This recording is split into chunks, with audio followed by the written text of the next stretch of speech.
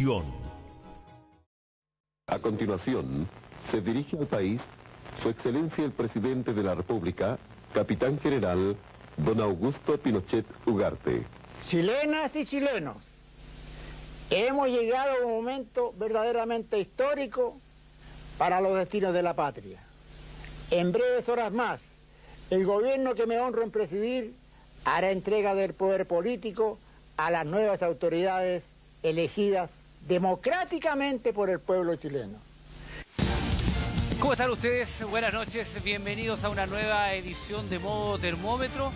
Claro, han pasado ya 10 años desde que muriera Augusto Pinochet Ugarte, una figura icónica que ha marcado a sangre y fuego, podríamos decir, la historia reciente de nuestro país. Este fin de semana, en la parcela de Los Boldos, se conmemoró década sin Pinochet. Hasta allí concurrió su círculo más íntimo, sus familiares, por supuesto. Pocas personas del mundo de la política, pocos representantes de la derecha estuvieron presentes, solamente el senador Iván Moreira, entre quienes pudimos detectar con nuestras cámaras.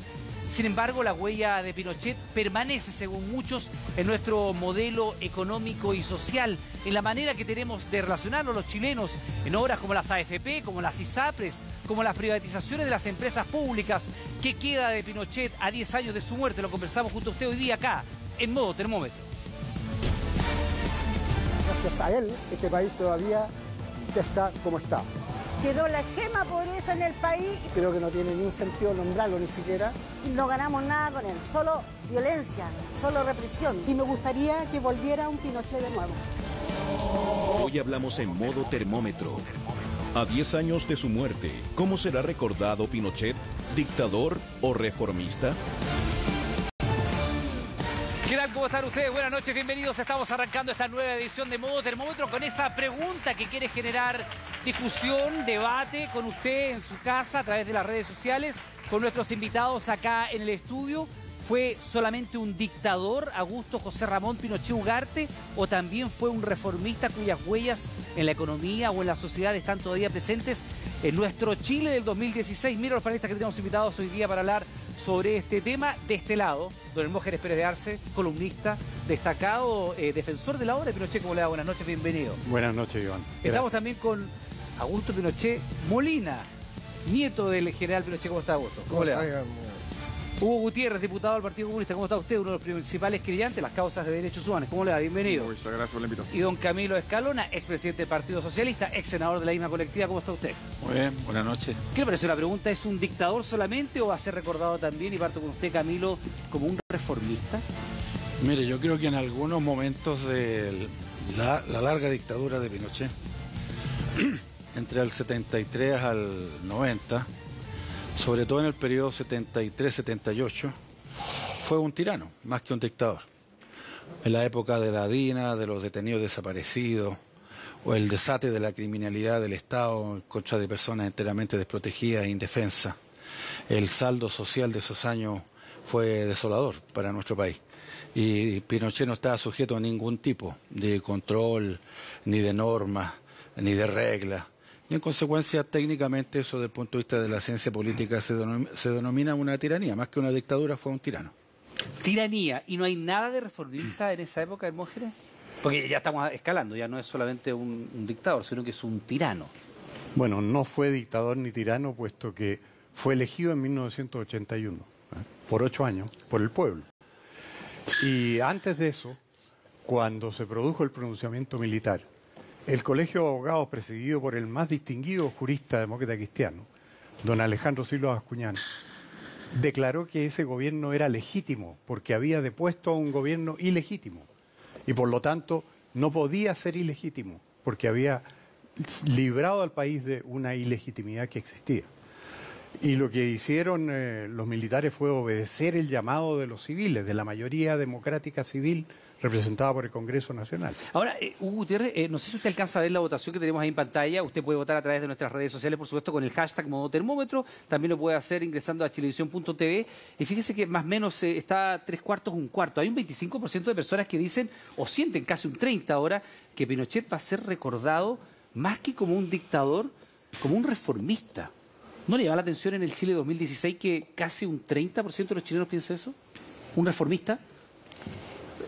Tú dices que la gente está opinando que fue un reformista más que un dictador. No. Claramente un dictador se impone, pero hay casi un 30% de los chilenos que dicen que fue un reformista. Y uno podría verlo, por ejemplo, en que el modelo de las AFP lo tenemos, el modelo de la ISAPRE lo tenemos, la Constitución del 80 todavía la tenemos, ¿no? La misma que firmó Lago después cuando hizo la reforma, y así uno podría enumerar una serie de otras largas obras que están todavía presentes. Sí, pero mire, yo creo que en términos cronológicos, Pinochet primero que todo es un traidor. Es decir, hay que recordar que lo designó el presidente Salvador Allende como comandante jefe del ejército y traicionó esa confianza que depositó él para dirigir el ejército y él da el golpe de Estado. Es un traidor. Luego es un asesino por todo lo que decía recién Escalona en cuanto a la formación de todos estos grupos represivos, de este Estado terrorista que formó. Después, sin duda, se transforma en un dictador, un tirano. Posteriormente es un ladrón, porque no hay que olvidarse que también ya cambia de nombre, ya no se llama Pinochet, sino que pasa a llamarse ahora Daniel López, y se le cubre una fortuna en los paraísos fiscales ahora que están de moda. En consecuencia, no es solo un dictador, es también un traidor, es un ladrón, es un asesino, es un tirano. En consecuencia, es un personaje nefasto en la historia de la República. Y creo que sin duda hay que recordarlo. Yo soy de los que creen que hay que recordarlo. Hay que recordar para no repetir la historia. La nunca más se construye justamente haciendo memoria, construyendo memoria. Y creo que hoy día esa memoria tiene que refrescarse. Hugo, pero mire, mientras usted está argumentando y lo califica de cobarde, traidor, tirano, asesino, ladrón y todo lo demás, se empareja un poquito la votación hoy día. A esta hora es bien curioso. Mientras más argumentan en contra de ellos, el 51% cree que es un dictador, un 48, 49% lo considera un reformista, y yo diría que está casi parejo. Ahora, ¿qué le pasa al nieto Pinochet cuando le dicen en su cara que su abuelo fue dictador, traidor, cobarde, mentiroso, ladrón, asesino, tirano, todo? No me pasa nada porque mi abuelo no fue ninguna de esas cosas. Pero tú mismo has dicho, perdón, que fue un dictador. O sea, sí, técnicamente lo fue, pero básicamente mi abuelo fue un hombre que lideró un alzamiento popular en contra de un gobierno que se había salido de la ley. Alzamiento popular. Sí, claro. Más de la mitad de la población, masivo. Sí, fue masivo. Sí. La gente le fue a pedir a los militares que intervinieran. Igual que ahora en Venezuela hay gente que le está pidiendo a los militares que intervenga, pero no van a intervenir. Ya, pero durante el gobierno de tu abuelo se mató gente, se torturó gente, se violó mujeres embarazadas, se hizo desaparecer los cuerpos de muchas de las víctimas de política. Entonces eso es algo más que un mero gobierno pedido por aclamación popular para derrocar a uno. No, eso responde a una acción militar, a una acción puramente militar. Una acción que por lo demás los militares chilenos no estaban preparados para asumir. Y la asumieron mal o bien, da lo mismo como uno lo pueda calificar. El tema es que eso fue una respuesta militar a un problema político. Sobre población civil. Sí, pero población civil que estaba armada, y población civil que estaba entrenada, y población civil que tenía líderes que efectivamente querían derrocar al gobierno. Camilo, ¿a usted qué le pasa cuando le dicen que era una acción militar prácticamente con población civil armada? Como si fuese esto una verdadera guerra civil donde había dos bandos en una cierta igualdad de condiciones, porque uno, de escucharte a ti, uno entendería que había aquí un ejército regular, que es el de las Fuerzas Armadas, y un ejército irregular de ciudadanos alzados en armas. Camilo, usted en esa época fue protagonista de la política chilena. Sí, fui dirigente estudiantil de la enseñanza media, vestía uniforme escolar y el 11 de septiembre nos encontramos con una intervención militar escalofriante, apabullante. O sea, no hubo ninguna posibilidad de que la civilidad pudiese decir su palabra. No hablamos de ninguna consulta ni de ningún plebiscito. Estamos hablando del bombardeo del Palacio de la Moneda, del allanamiento violento y armado a las poblaciones, de los helicópteros que fueron utilizados de manera bestial en contra de fábricas y otras instalaciones donde, entre comillas, se suponía que iba a haber algún tipo de resistencia, no encontrando ninguna, pero desatando un terror sobre la población que fue tremendo. De forma que yo entiendo que no es mi ánimo ofender de ninguna manera a una persona que es nieto de quien fue dictador del país, pero es propio que él lo diga, ¿no? No. Ya, pero efectivamente también había gente que pedía y le decía a los militares en su época que actuaran, les arrojaban huevos, les decían que eran cobardes, y había incluso enfrentamientos con el Congreso, entre el presidente Allende y el Congreso. La investigación del Senado de los Estados Unidos, dirigida por una persona que no tenía nada de marxista, el senador Frank Church, esclareció completamente en una investigación realizada por el Senado de los Estados Unidos que tales acciones fueron financiadas por la CIA y obedecieron a una intervención en nuestro asunto interno. O sea, por ejemplo, la provocación contra el general Carlos Prats, con el propósito de doblar sus convicciones republicanas, de promover que renunciara, de empujarlo a que dejara la jefatura del ejército, fue una provocación claramente premeditada con el propósito precisamente de generar un cambio en la comandancia en jefe del ejército y crear las condiciones para el golpe de Estado. Así que todas esas cosas fueron parte, entre otras cosas, de la investigación que realizara en Chile Mónica González, de lo que ella en su libro llama La Conjura. O sea, una acción perfectamente planificada con el objeto de llevar al quiebre constitucional del país. Ahora, Hermógenes, si uno ve el sector de la derecha en nuestro país, uno entiende naturalmente que tú que eres nieto defiendas la obra de tu abuelo porque naciste en ese entorno y es difícil abstraerse, me imagino yo, de la carga que significa ser Augusto Pinochet, aunque fuera Molina, pero Augusto Pinochet ya significa una carga. Pero la derecha le ha dado la vuelta a Hermógenes Pérez Arce a Pinochet. De hecho, y hay que ser muy honestos, hoy día nosotros llamamos, y no los vamos a decir porque es una conversación privada, pero durante la semana llamamos a media docena de senadores, a una decena de diputados que se han identificado históricamente en el pasado con el gobierno de Pinochet y estaban todos ausentes. El único que yo recuerdo haber visto llegar los boldos hasta el día sábado fue Iván Moreira. ¿Qué ha pasado con esa derecha que le da la espalda a Pinochet? Lo que pasa es que la izquierda ganó la posguerra, perdió la guerra y ganó la posguerra. Eduardo Frei Montalva, en una entrevista con empresarios que le fueron a explicar la situación calamitosa del país, les dijo textualmente: esto se arregla solo con fusiles, no vengan a verme a mí, vayan a ver a los comandantes en jefe. Y lo fueron a ver, no los encontraron ese día. Pero la mayoría democrática votó por llamar a los militares porque solo se arreglaba con fusiles. Ya, pero yo le pregunto, ¿qué pasa con la derecha que hoy día como que trata de renegar de la derecha hoy día no existe, o sea, ni siquiera se llama derecha, se llama centro derecha. Léete el libro de Alamán, el último en la salida, y ahí dice que hay que abrazar las políticas de Elwin. O sea, no existe la derecha. La derecha... ¿Pero qué pasa con la UDI? La UDI, muchos de los que son actuales dirigentes de la UDI eran las juventudes que acompañaban a Pinochet, muchos de ellos... No acompañaban a Pinochet. Jaime Belolio, que fue candidato a presidente de la UDI, era abogado de la Vicaría de la Solidaridad, que estaba dedicada a perseguir militares que a su vez eran víctimas de los crímenes de la extrema izquierda, del Frente Patriótico de Manuel Rodríguez, que saber bien Hugo Gutiérrez de qué se trata, porque los defendía todos. Con la misma hazaña con que perseguía a los militares. Ahora, Hugo, es bien curioso porque fíjese cómo se da vuelta. Quiero darle las gracias, porque efectivamente tiene razón. ¿Qué cosa?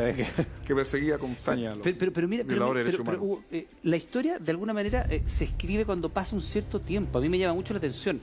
Hay una distancia ya de 10 años desde la muerte de Pinochet. Recordemos que dejó el poder, al menos el Ejecutivo del 89, luego siguió como comandante en jefe, como senador, en fin. Pero hoy día parece haber una relectura de lo que es Pinochet. ¿Tendrá que ver con estas reformas económicas que es como el lado que uno podría, entre comillas lo voy a decir, rescatar del gobierno militar? ¿De la dictadura militar? Pero yo creo que la lucha por la memoria histórica no es una lucha pacífica. Creo que justamente hay muchos ciudadanos, muchas personas que al final del día todo lo que cuenta Camilo la gente lo olvida. Y creo que es fundamental recordar que acá hay hasta el día de hoy detenidos desaparecidos. Es decir, hasta el día de hoy hay personas que no son encontradas, que fueron asesinadas cruelmente por esta dictadura que encabezó este genocida de Pinochet, este dictador. Personas que hoy hasta el día de hoy son buscadas.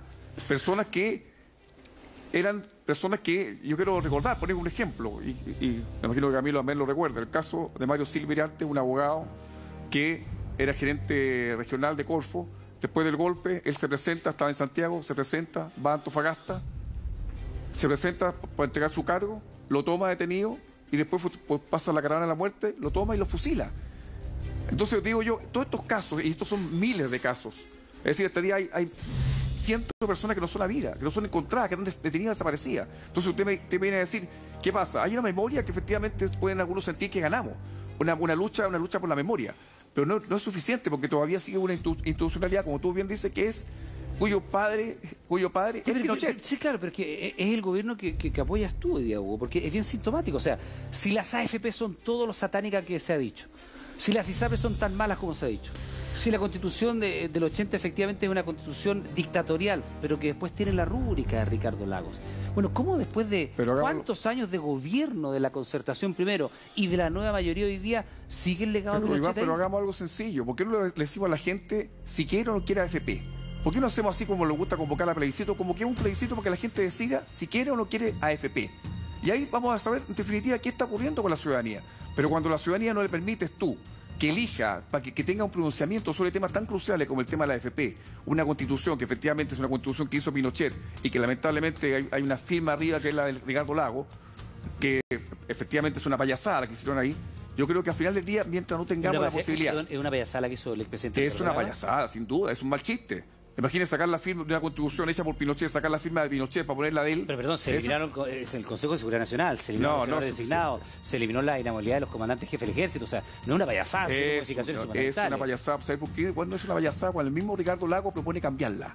Cuando él mismo dice que Chile requiere una nueva constitución y cuando él mismo ofrece hacer una nueva constitución. En consecuencia, cuando él mismo se retracta en buena cuenta de esa constitución política, es porque, bueno, pero 10 años después, 20 años después, no se retracta. Mire, déjeme compartir con ustedes esta opinión que nos llega a través de nuestro Twitter con el hashtag modo termómetro. Si seguimos con todo lo que hizo, fue un reformista, él dice, también utilizando el hashtag reformista para votar. Es un visionario, ya que en democracia nadie ha cambiado nada. Augusto Pinochet Molina, cuando escuchas esta opinión, cuando ves cómo se invierte la votación y el 60% de la gente cree que tu abuelo fue un reformista y un 40% cree que fue este dictador, este tirano, este asesino que es reconocido internacionalmente, porque hoy día la prensa internacional así ve a tu abuelo, ¿qué pasa contigo? Bueno, la verdad es que me da esperanza en el sentido de que sea más rápido el recambio de las opiniones, porque resulta que tú tomas el periodo desde que se terminó el gobierno militar y después el periodo desde que se murió mi abuelo y tú piensas que quizás sea un buen tiempo, pero para la historia eso es muy poco.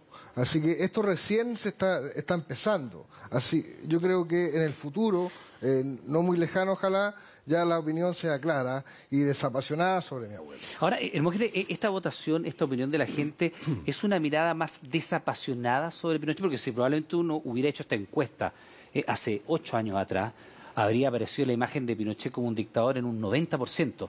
¿El paso del tiempo en ese sentido va morigerando o va enfriando los ánimos y permite mirar distinto lo que es una dictadura? ¿Tú también coincides con que fue una dictadura? No, yo digo que no fue, y ya expliqué por qué, fue un gobierno legítimo desde el comienzo. Pero yo quiero contestarle a Hugo Gutiérrez. Por favor. Perdona que no te conteste a ti. No, pero después me contesta, pero él dice cosas que son falsas. ¿Cómo qué, por ejemplo? Y ofensivas, como que fue ladrón.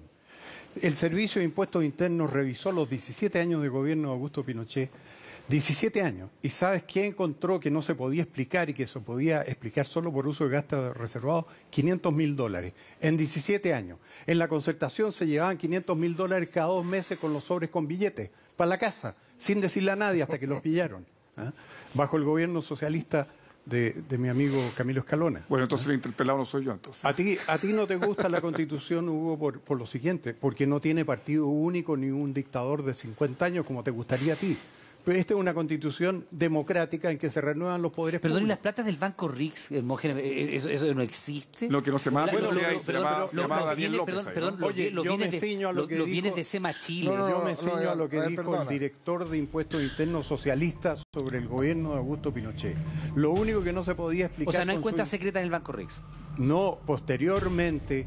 El presidente y dueño del Banco Rix vino a Chile y le dijo al general Pinochet: a usted le van a quitar todo lo que tiene, ponga en depósito en mi banco sus ahorros y yo le voy a dar 21 millones de dólares. Eso fue posterior al gobierno militar. No tiene nada que ver. ¿Dónde están los 21 millones de dólares? Bueno, eso es lo que muchos chilenos quieren saber. ¿Dónde están? Está claro que no fue un ladrón. A muchos les gustaría saber. Y perdón, las propiedades de Sema Chile. ¿Cuántas propiedades tiene catastradas? No, es mentira. Es verdad. ¿Sabe por qué es verdad? Porque la justicia española requisó todo su dinero y lo repartió. ¿Qué justicia española? ¿El juez Garzón? Bueno, pero justicia. Eso no es justicia, que no le guste, pero ese hombre no. No, a mí no es que no me guste el juez Garzón. A mí me hubiese gustado que hubiese juzgado de verdad, pero justamente porque era un juez prevaricador. No, sí. Pero en realidad tenía razón, no se llamaba no se llamaba Pinochet, se llamaba ¿cuánto? López, Daniel creo, ¿no? López. Daniel López, ahí está, menos más que Camilo, reconoció perdón, pero cuando aquí se dice que hay una falsedad en este enriquecimiento ilícito de Pinochet, y Hermógenes dice se revisó por parte de impuestos internos y se encontraron ¿cuánto? 500.000 dólares. 17 años. Lo cual uno después de 17 años, por los gastos reservados que tenía el comandante jefe del ejército, que además era presidente, director supremo y todos los otros cargos que tenía, uno puede pensar que está dentro de lo normal, pero ¿y qué pasa con las platas del Banco Rix? ¿Qué pasa con las propiedades de Sema Chile? ¿Qué pasa con la casa del Ocurre? ¿Qué pasa con las propiedades de Sema Chile? Bueno, se están hoy día revisando cuál es el uso que se les da y si efectivamente fueron ahí están las propiedades, o no, pues. ahí están las propiedades, se devuelven. Eso se devuelven. La está devolviendo, qué bueno. ¿Se devuelven o se la están quitando? Se la están quitando en el fondo. Es que eso es bien distinto. Pero se devuelven. Se devuelve por acción judicial, pues. Pero si Sema Chile es una entidad que tiene abogados y tiene todo un proceso para dilucidar las cosas, no es llegar y reconocer, todo. Pero si fueran legítimamente habidas, ¿por qué se están devolviendo? Porque el gobierno se las había traspasado. Eso. En el gobierno militar se las traspasaron a Sema Chile. Hay incluso algunas plazas públicas que son de propiedad de Sema Chile. ¿Y qué actividad hace Sema Chile en esa plaza pública para que sea de propiedad de Sema Chile? No sé, eso quizá obedece a una mala decisión por el Estado de Pinochet. Pero no hay dolo en esa acción. Camilo, perdón, no hay dolo. Mire, desde que se apagó el Palacio de la Moneda el día 11, el 12, Pinochet hasta el año 89 nombró el director del Servicio de Impuestos Internos. ¿Usted piensa que en esa dictadura de esas características el Servicio de Impuestos Internos, a través de su director, iba a controlar los gastos de Pinochet? No, pero iba a abrir un juicio de cuenta de Pinochet. Fue el director socialista, ¿no? Camilo. No, pero lógico, porque no quedó ninguna huella, fueron excluidos toda la documentación. El control monopólico del poder fue absoluto. El total de las autoridades fiscales era nombrada por el propio Pinochet. En consecuencia, es obvio que todas las huellas de los desfalcos que se hicieron fueron borradas. Pero cuando se dice aquí que las platas del Banco Rix es una falsedad. No, pero no es una falsedad, eso fue comprobado por la propia investigación que se hizo en los Estados Unidos por las autoridades pertinentes. Son 8 millones de dólares. Claro, 8 millones. ¿Y el sueldo de comandante jefe del ejército va para reunir 8 millones de dólares?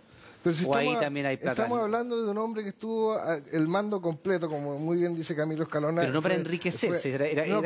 Escúchame, tuvo el mando completo durante 17 años. Si él hubiese querido enriquecerse, yo sería rico en este momento, como los hijos de Fidel Castro o la familia de Hugo Chávez, cuyas fortunas se ranquean en los billones de dólares.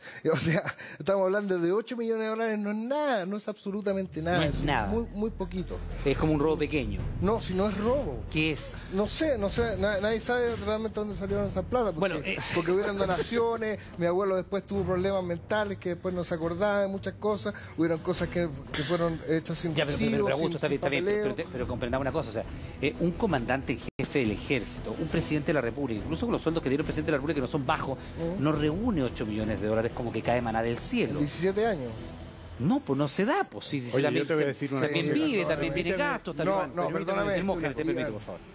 El general Pinochet, cuando asumió el poder, hizo una declaración de bienes, que era de 118 mil dólares. Del dólar es de 73. Eso traído con una rentabilidad moderada a la fecha en que se empezó a investigar su fortuna, eran 2 millones de dólares. Eso solo eran 2 millones de dólares. ¿Cuánto tienen los tribunales hoy día embargados a título de la fortuna de Pinochet? Claro, 2 millones de dólares. Bueno, parte de algunas propiedades. Hermógenes y a nuestros invitados, parte de la discusión de por qué hoy día planteamos esta dicotomía, si Pinochet es lo que usted probablemente ha escuchado durante mucho tiempo, un dictador de los más brutales de América Latina, o si es un reformista, como está inclinándose la votación de la gente, tiene que ver con el legado económico de Pinochet, lo que algunos economistas naturalmente ultraliberales han descrito como el milagro económico de Pinochet. Veamos los números que nos trae Roberto Bruna. El gran tema de la semana en modo termómetro.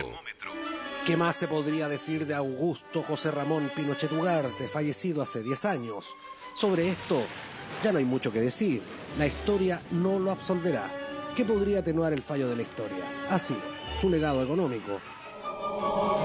Porque recibió un país arrastrado y lo entregó con un 5% de cesantía, un 7% de crecimiento, y después de 17 años el general Pinochet tenía una votación entre el 44 y el 47, que no la tiene ninguno de estos politiqueros.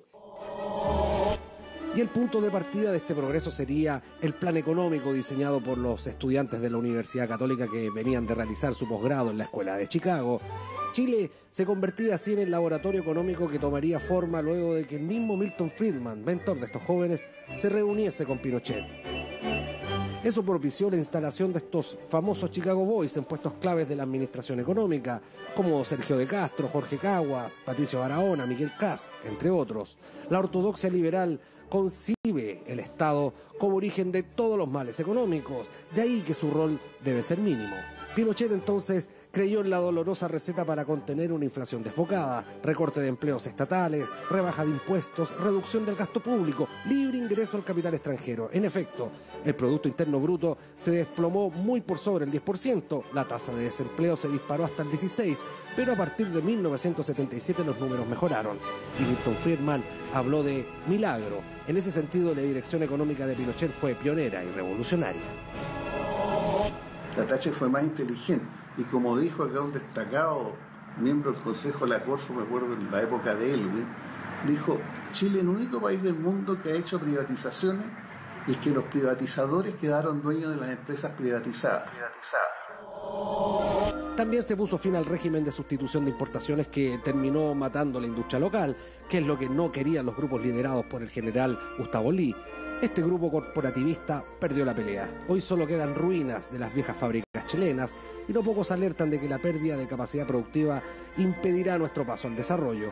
Pero más importante aún, quedó hecho añicos la idea de un Estado de derechos, convirtiendo la educación y la salud también en áreas para los negocios, y se abogó por la desregulación financiera, la apertura a los mercados internacionales y la privatización de las empresas del Estado. Chile creció con la dictadura de Pinochet un promedio del 2,9% anual, cifra muy por debajo del crecimiento de los gobiernos de la Concertación, que fue de un 5%. La mayor tasa de cesantía se registró durante la dictadura militar con un promedio del 14,8%. Con Allende fue de un 5,3%. Pinochet entregó el país con una pobreza cercana al 45%. Pero la fiesta de los Chicago Boys sufrió un enorme revés en 1982 con la crisis de la banca. El PIB cayó un 13,6%, el desempleo pasó del 20% y quebraron innumerables bancos e instituciones financieras. Pinochet hizo una pausa en su plan modernizador. Hecho un ingente gasto para salvar a la banca, el equipo económico de la dictadura volvió a la carga con una oleada privatizadora aún más agresiva, pero un poco menos dogmática. José Piñera creó una nueva institucionalidad laboral, previsional y minera, muy procapital, que en gran medida se mantienen hasta hoy. Aquí se reactivó la oposición al régimen y la represión aumentó. Sin embargo, Pinochet, así y todo, independiente de las razones, se negó a tocar Codelco. Al revés, la fortaleció. Algunas voces del mundo progresista creen que en lo que respecta a los recursos naturales y la administración de Codelco, Pinochet fue mucho menos nocivo que los gobiernos democráticos que le siguieron. Aumentó la producción de Codelco al doble entre el año 73 y el año 89. La Concertación, a partir del año 90, legisló especialmente para permitir la inversión extranjera, permitiendo que estas empresas se llevaran el cobre que quisieran sin pagar impuestos. Como consecuencia, tenemos un contraste social bastante grosero y todo esto además impactó en la cultura de los chilenos. Ahora, aspiracionales hemos sido desde siempre, individualistas también. Pinochet solo vino a consolidar tales conductas, dicen los que han estudiado el tema. Porque la gente tiene opiniones sobre cómo le gustaría que fueran los asuntos públicos, pero lo que no hay es un espacio de deliberación pública. Se conversa o conversamos con gente que piensa muy semejante a nosotros y no sabemos cómo hacerlo o nos da miedo hacerlo con gente que tiene puntos de vista discrepantes con nosotros. ¿Fue un milagro económico lo que se vivió en Chile? ¿Qué es un milagro? ¿Puede ser llamada milagrosa una economía que vive de la extracción de sus recursos naturales, de la deuda, del consumo, con bajísimos niveles de innovación y cada vez más decrecientes niveles de productividad? ¿Eso es solamente responsabilidad de Pinochet? ¿Eso es solamente responsabilidad de Pinochet? Preguntaba Roberto Luna a propósito de los números que muestran esta evolución en las cifras del gobierno de Pinochet. Solamente responderle a usted que estamos siendo a esta altura tercero a nivel mundial trending topic en Twitter, primero nacional hace mucho rato. Con esta pregunta, si Pinochet es un dictador o es un reformista, casi el 60% de quienes se comunican con nosotros utilizando el hashtag modo termómetro cree que Pinochet fue un reformista por esto, por la tarea económica. El 40% más o menos está con Pinochet dictador, la imagen más tradicional que tenemos de él. Y si fuese así, me pregunto yo, ¿dónde está la Fundación Pinochet? Y se lo digo de inmediato antes de irnos al corte, que había comprometido su presencia en este estudio y que hoy día mismo se bajó por sentirse incómodo con el tema. ¿O dónde están los senadores de derecha? Muchos de los cuales ni siquiera se aparecieron por los boldos. Tema para responder de vuelta de la pausa. Hacemos un muy pequeño alto, usted no se vaya. Esto sigue, por supuesto, a través de nuestras redes sociales. Es Modo Termómetro.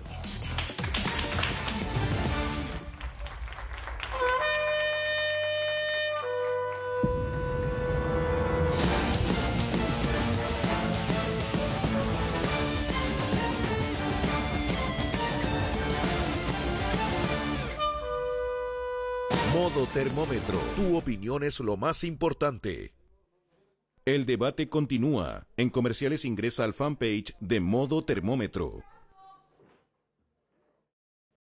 Ya conocimos las cárceles más peligrosas de nuestro país.